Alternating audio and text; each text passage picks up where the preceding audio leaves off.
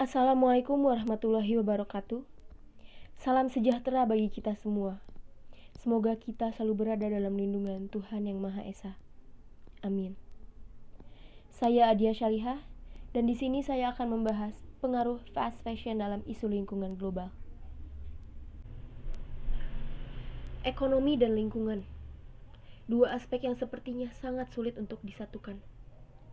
Di mana saat aspek ekonomi mengalami kemajuan, di situ aspek lingkungan mengalami kerusakan. Saat ini ekonomi menjadi salah satu aspek yang paling dilihat dan menjadi salah satu tujuan utama dalam proses kemajuan negara-negara di ranah global. Pada saat saya masih duduk di bangku SMA, saya sempat berpikir, bukankah bagus apabila ekonomi suatu negara itu maju? Dan itu bukannya bisa membuat negara itu menjadi kuat dan berpengaruh di ranah global? Dan apa kaitannya ekonomi dengan kerusakan lingkungan?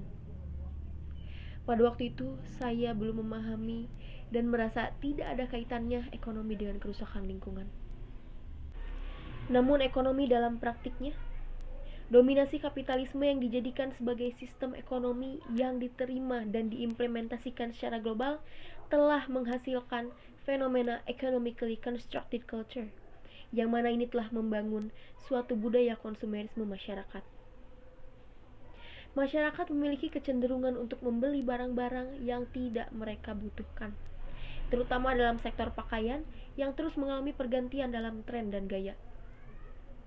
Kita pasti memiliki teman, keluarga, atau bahkan kita sendiri yang melakukan tindakan konsumerisme. Fast fashion sangat lekat dengan dunia fashion saat ini. Fast fashion hadir sebagai pemenuh kebutuhan masyarakat yang konsumerisme. Fast fashion memiliki arti sebagai konsep yang digunakan oleh industri tekstil yang memiliki berbagai model fashion yang berganti dengan waktu yang sangat singkat, proses pembuatan cepat, harga terjangkau, serta menggunakan bahan baku dengan kualitas rendah sehingga pakaian menjadi tidak tahan lama. Misalnya, ketika musim panas, industri fast fashion akan memproduksi pakaian musim panas. Dalam waktu yang sangat singkat, mereka akan memproduksi pakaian untuk musim dingin ketika musim dingin datang. Dapat dilihat bahwa gerai fast fashion yang menjamur di dunia seperti H&M, Bershka, Zara, Uniqlo, dan masih banyak lagi selalu mengeluarkan produk terbaru di setiap minggunya. Perubahan tren yang terjadi dengan cepat menyebabkan munculnya konsep ready to wear dalam industri fast fashion. Konsep ready to wear ini mengimplementasi bentuk tren fashion secara nasional dan internasional dengan harga yang lebih murah dan mudah didapatkan serta diproduksi dalam jumlah yang banyak. Hal ini menyebabkan banyaknya produk mode yang harus diproduksi serta dijual dengan cepat kepada masyarakat yang terobsesi dengan tren terbaru. Dapat dilihat dari definisinya bahwa proses produksi pakaian dengan konsep fast fashion tidak memperhatikan dampak buruk terhadap lingkungan dan keselamatan buruh.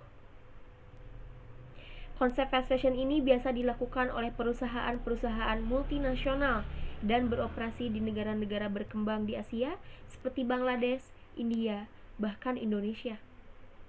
Berdasarkan data dari zerowest.id, biasanya mereka memperkerjakan wanita yang berpendidikan rendah, muda, dan imigran. Para pekerja harus bekerja selama 14 jam per hari, upah rendah, tidak ada jaminan asuransi jiwa atau jaminan keselamatan kerja, serta harus bekerja dalam kondisi yang berbahaya untuk memproduksi produk fast fashion.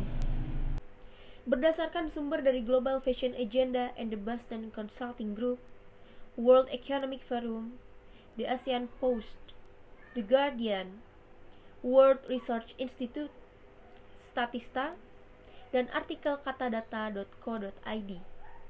Dampak fast fashion terhadap lingkungan diantaranya.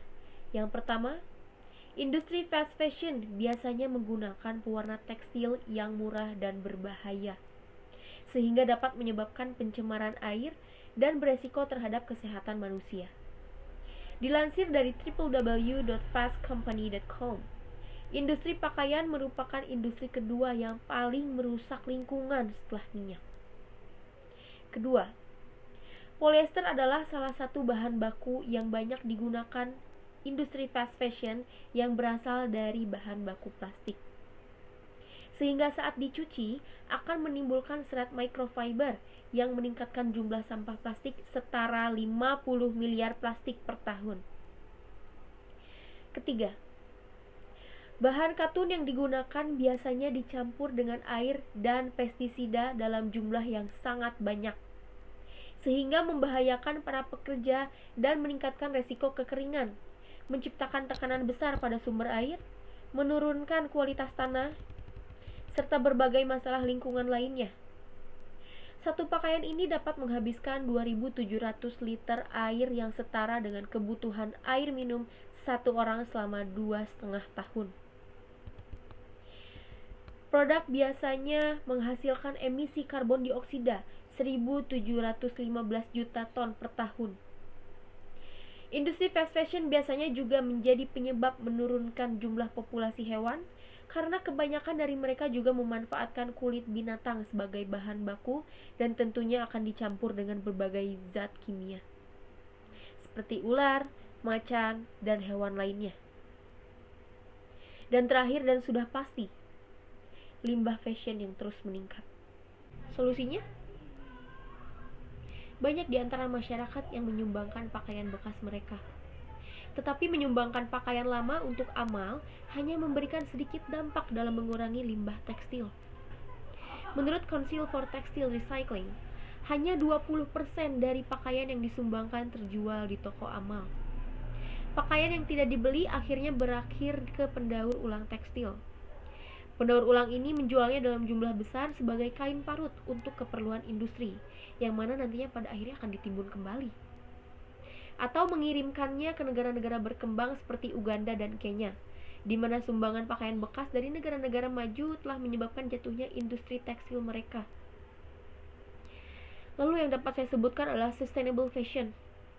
Ya, ini merupakan suatu gerakan dalam dunia fashion yang mana dalam pihak terlibatnya, yaitu produsen, distributor, konsumen, dan pihak terlibat lainnya, lebih mengedepankan nilai-nilai lingkungan dan kemanusiaan.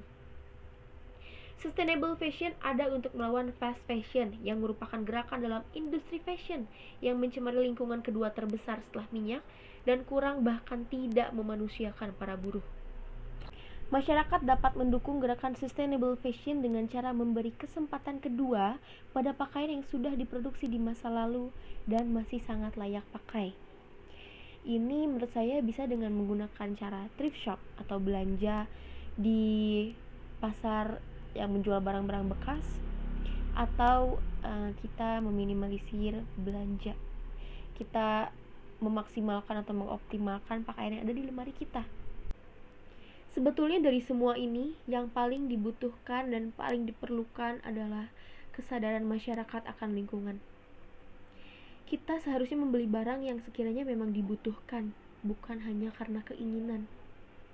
Kita harus sadar bahwa aspek lingkungan merupakan aspek yang paling penting dalam kehidupan kita.